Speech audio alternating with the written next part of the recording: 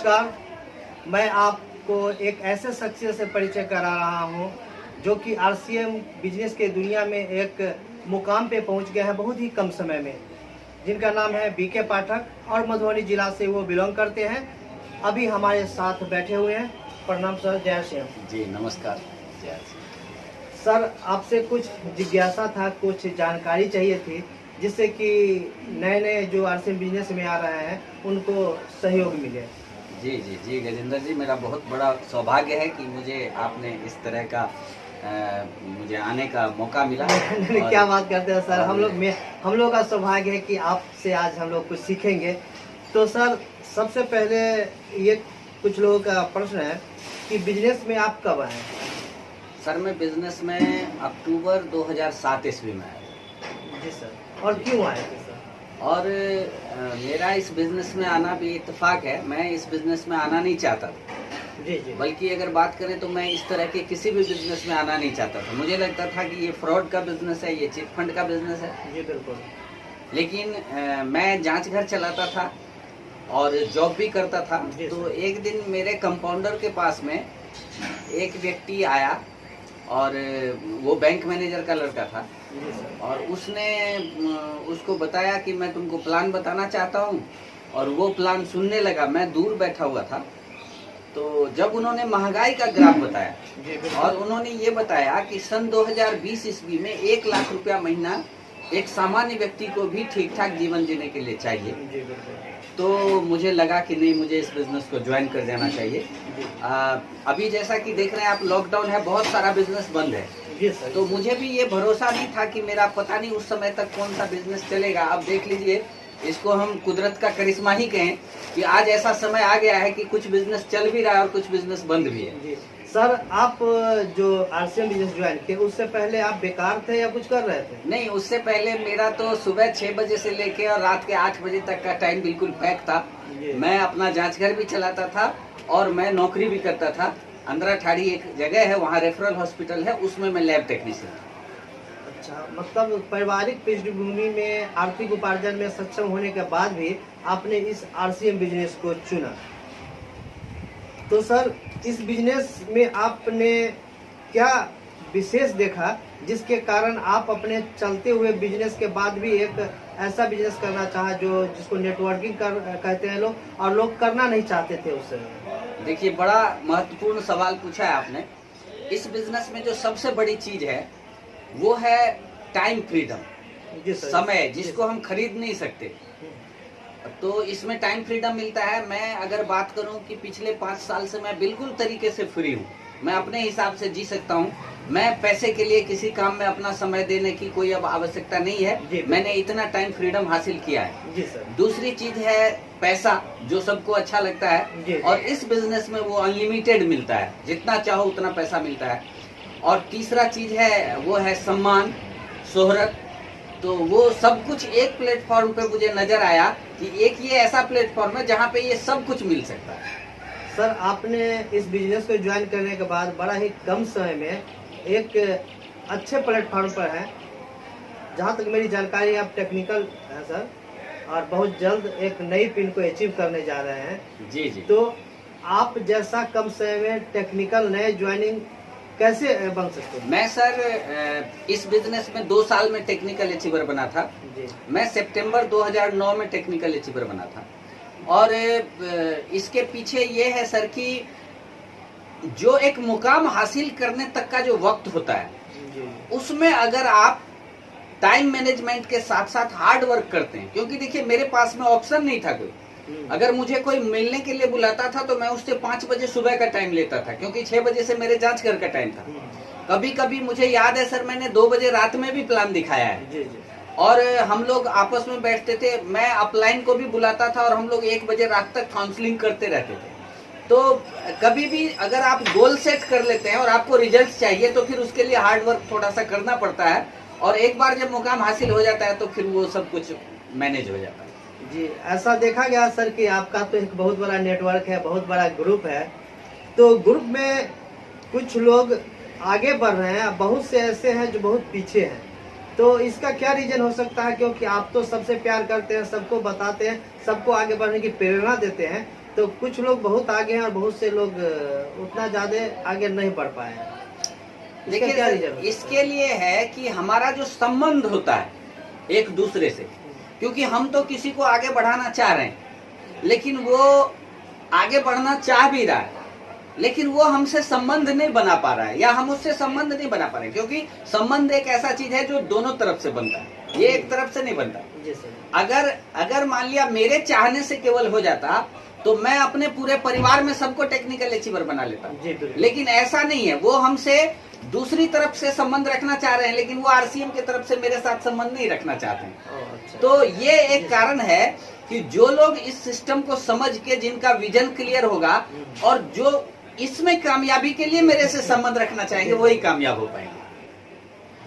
तो सर, आप ही लोगों जैसे लीडर से बात करके मैंने जाना है कि एक विषय है आप आरसीएम में कि लर्न, टीच, प्रमोट, या बोलचाल के भाषा में कहूँ तो खरीदना, बेचना, जोड़ना, ये दोनों एक नए जो आरसीएम करने वाले हैं उन पे कहाँ तक उचित बैठता है, जरा इसके विषय में बताएं। देखिए सर, आपने बहुत अच्छा सवाल पूछा, लेकिन दो सवाल एक साथ पूछ लिया।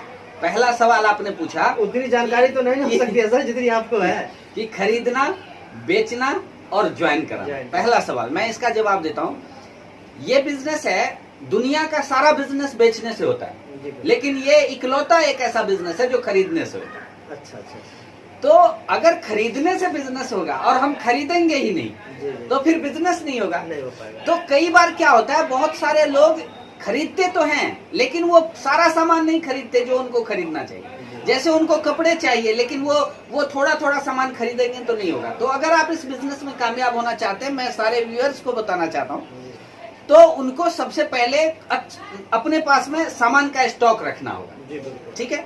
अब दूसरी बात आई बेचने की।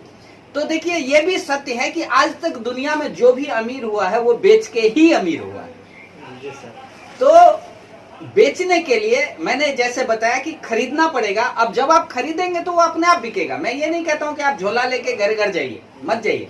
आप सामान खरीद के रखिए। इस सामान की प्रकृति ऐसी है कि ये अपने आप बिकेगा। बेचना भी हो गया। अब तीसरा है ज्वाइनिंग। जब लोग सामान खरीदेंगे और लोग जब सामान का इस्तेमाल करेंगे, तो उनको भी कुछ ना कुछ बेनिफिट, दुनिया में बेनिफिट ही एक ऐसा चीज है जो सबको नजर आता है, और जब उनको नजर आता है तो आप उनको ज्वाइन करा दें। ये आपका पहला सवाल हो गया, जिसमें खरीदना, बेचना और ज्वाइन करना। अब आपका दूसरा सवाल पे हम आते हैं। वो सवाल है आपका LTD, यानी लर्न, टीच एंड डुप्लीकेट। अच्छा अच्छा। इस बिजनेस में, दुनिया का ये एक ऐसा बिजनेस है, तमाम चीजों में ये कहा जाता है कि नकल मत करो। नकल करने पे केस हो जाता है। अगर आप स्टूडेंट हैं, नकल करते हुए पकड़े जाएंगे तो आप एक्सपेल्ड हो जाएंगे। अगर आप किसी चीज का, किसी ने कोई आविष्कार किया, उसका नकल करेंगे तो आप पे वो केस कर देगा। आप देखें YouTube पे, आप कोई चैनल पे डालते हैं, अगर उसका कोई नकल करे तो केस हो जाएगा। दुनिया का एकमात्र ये ऐसा बिजनेस जिसमें आपको अपने अपलाइन की नकल करनी है। और आप जब अपलाइन की नकल करते हैं, यानी कि टीच, LTD यानी लर्न करते हैं, आप सीखते हैं, उनकी नकल करते हैं, यानी आप सीखते हैं। और उसके बाद में टीच, जो दूसरा पार्ट है, जो आपने अपलाइन से सीखा वो आप अपने डाउनलाइन को सिखाते हैं। केवल वो, ऐसा नहीं कि जो अपलाइन कर रहे हैं वो हम डाउनलाइन को सिखा रहे हैं बिना सीखे। नहीं, पहले सीखना है, स्वयं सीखना है, और फिर उसके बाद में सिखाना है। और जब आप अपने अपलाइन का डुप्लीकेट हो जाएंगे, तो आप जिनको सिखाएंगे वो भी आपका डुप्लीकेट हो जाएंगे, और आप देखेंगे कि upline is equal to downline. बिल्कुल बिल्कुल सर। आप अपना बहुत ही कीमती समय निकाल के मेरे पास आए हैं। बस एक दो और जिज्ञासा है। जी जी जी बिल्कुल। तो सर, एक और प्रश्न आता है लोगों के बीच में कि जब आप इतनी जानकारी दिए हैं, तो एक बात और कह दीजिए सर, आरसीएम बिजनेस ही लोग क्यों करें? क्या जो पहले कर रहे हैं उसको एक छोड़ दें, या उसको करते हुए आरसीएम बिजनेस करें, और करें तो क्यों करें?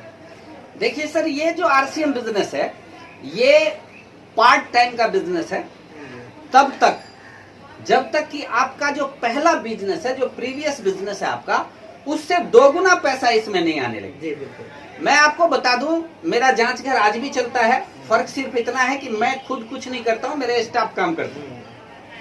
और मैंने जब नौकरी को रिजाइन दिया, उस समय में मुझे नौकरी में सन 2009 ईस्वी में 8,000 रुपया मिलता था 8 घंटे काम करने का। लेकिन पार्ट टाइम काम करके मैं इस बिजनेस में आया था और मुझे याद है कि सितंबर 2009 का जो मेरा कमीशन था वो था 39,750 रुपये, यानी कि जो प्रीवियस इनकम था उससे 5 गुना। तो जब मुझे उससे 5 गुना ज्यादा इनकम आने लगा तब मैंने इस मतलब जो मेरा नौकरी था, जो गवर्नमेंट जॉब था, मैंने उसको छोड़ा।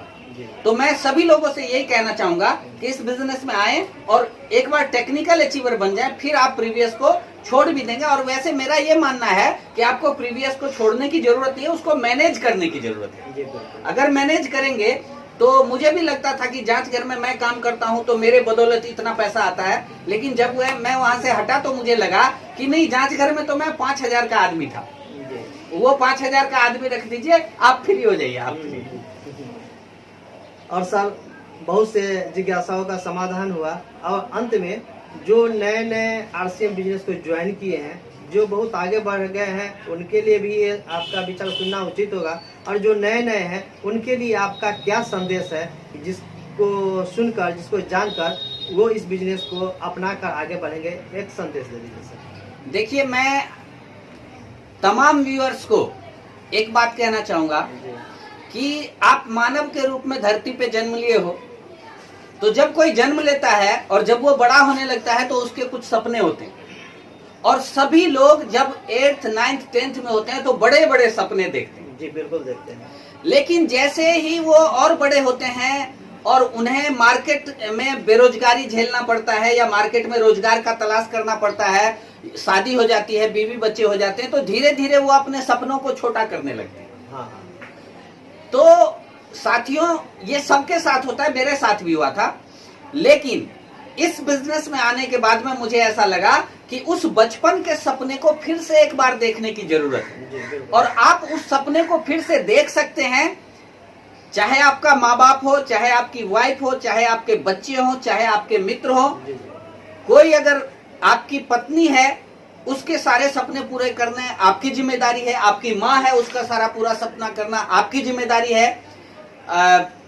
आपका बेटा है, उसका सपना पूरा करना आपकी जिम्मेदारी है। और वो सारी जिम्मेदारी आप इस बिजनेस को करके निभा सकते हैं। चलिए, बहुत अच्छा लगा सर आपसे मिलकर के, और हमें प्रसन्नता है कि आप अपना कीमती समय दिए। तो आपने देखा कि हमारे साथ बने हुए थे बीके पाठक सर, जिनसे हमने आरसीएम के बहुत से सुलझे रहस्यों के विषय में जाना, और जाना कि आरसीएम बिजनेस करके कैसे हम उतना कमा सकते हैं जितना कमाना चाहते हैं, और उतना अधिक कमा सकते हैं कि जितनी हमें जरूरत नहीं है, जरूरत से ज़्यादा भी कमा सकते हैं। तो फिर से आप सभी को प्रणाम, वंदे मातरम, जय आरसीएम। आरसीएम से है हमारी दुनिया, आरसीएम से है जमाना।